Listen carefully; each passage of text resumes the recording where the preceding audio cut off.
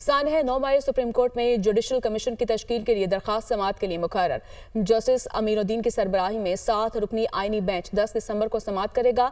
बानी पीटीआई तौहीन अदालत केस भी समाअत के लिए मुकर्रर। हुकूमत ने 25 मई के अदालती अहकामात की खिलाफ वर्जी पर तौहीन अदालत की दरखास्त दायर की थी। पीटीआई रहनुमाओं के खिलाफ अंदराज मुकदमात के खिलाफ दरखास्त समाअत के लिए मुकर्रर। 8 फरवरी के इंतखाबात में धांधली के खिलाफ बानी पीटीआई की दरखास्त पर 11 दिसंबर को समाअत होगी।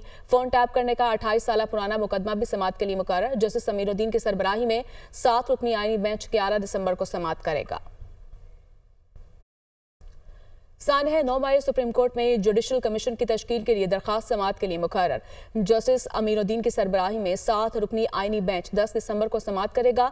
बानी पीटीआई तौहीन अदालत केस भी समाअत के लिए मुकर्रर। हुकूमत ने 25 मई के अदालती अहकामात की खिलाफ वर्जी पर तौहीन अदालत की दरखास्त दायर की थी। पीटीआई रहनुमाओं के खिलाफ अंदराज मुकदमात के खिलाफ दरखास्त समाअत के लिए मुकर्रर। 8 फरवरी के इंतखाबात में धांधली के खिलाफ बानी पीटीआई की दरखास्त पर 11 दिसंबर को समाअत होगी। फोन टैप करने का 28 साल पुराना मुकदमा भी समाअत के लिए मुकर्रर। जस्टिस अमीरुद्दीन की सरबराही में 7 रुकनी आईनी बेंच 11 दिसंबर को समाअत करेगा।